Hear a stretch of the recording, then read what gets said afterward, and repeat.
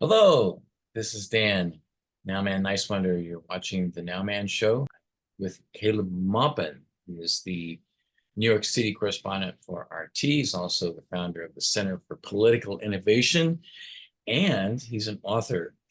So something just recently happened in the last few days. It's a book, I guess, right? Called Kamala Harris and the Future of America. Yep. Tell us what has happened, Caleb. Well, I wrote this book 4 years ago in September of 2020. It made a little bit of a splash, got some reviews. You can look on Goodreads. A lot of people liked it. It was in some communist newspapers in Britain, some India's newspapers in India, made reviews of it. Didn't make a huge splash, but been online for the past 4 years. And I figured there might be a slight uptick in sales with Kamala Harris named as the presumptive nominee of the Democrat Party. But then what happened? Well, Monday, I got an email from Amazon saying that there was some kind of issue with the cover. I thought, oh, okay, well, I'll fix this immediately. And it gave me the option of fixing it. So I put a completely generic cover on the book. So since they said there was an issue with the copyright with the cover or something like that, which doesn't really make sense because I had it independently designed, etc. So then I went to re-upload it with the new cover, rejected. Went to re-upload it with the new cover again, rejected. And every time I did it, it was rejected. The other thing is that generally, when there's an issue with a book on Amazon, what they do while it's being resolved is the book is still up there. It just says copies currently not available. That's what generally happens, right? But with this book, it's been completely scrubbed. If you go to any of the links to the page, it just says this is not there. It has a picture of a puppy. It says this isn't there. Now, this is clearly censorship. On the day that Kamala Harris became the presumptive nominee, a book that's been available for 4 years was pulled. They won't let it be restored with a new cover. This is censorship. Now, it's on Lulu right now, and I've sold hundreds of copies in the last few days. People are buying it in Fantastic. mass. And, all kinds of outrage is rising. Max Blumenthal has spoken up, so have others.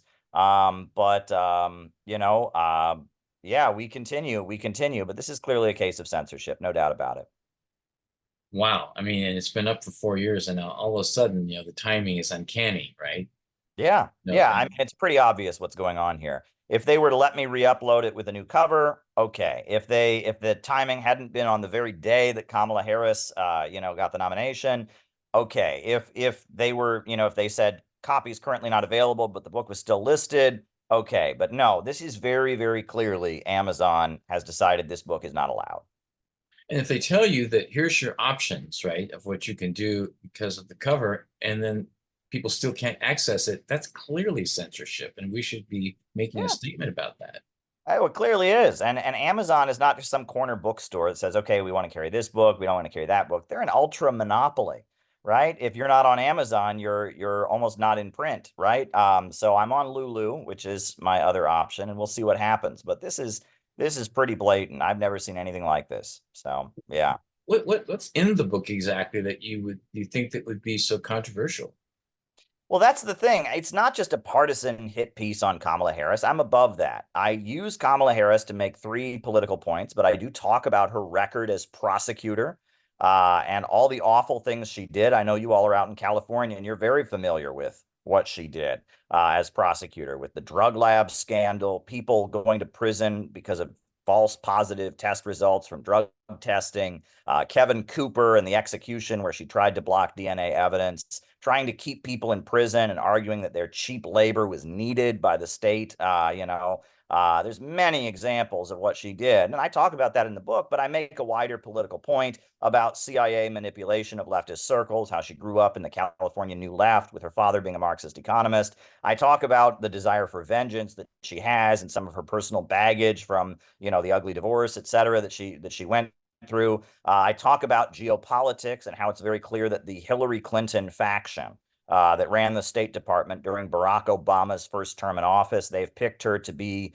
their candidate and they've groomed her, so to speak, and they've used her personality, kind of serves their ends. I talk about all of that in the book. It's only 133 pages. It's not a huge tome, but I'm proud of it. I think it's one of my better pieces, and I'm glad it's getting a lot of buzz, but I'm not glad that Amazon decided it's not allowed to be part of the discourse. I am a U.S. citizen. I was born here. I might have friends in Russia or work at RT, but no Russian had anything to do with the book. I wrote it all of my own free will. And if I had told my Russian friends I was planning to write it, they probably would have tried to stop me and said, don't rock the boat. We have enough trouble with RT over here. So this is not a Russian conspiracy. I wrote this of my own free will as an American with concerns that I have about Kamala Harris and who she is.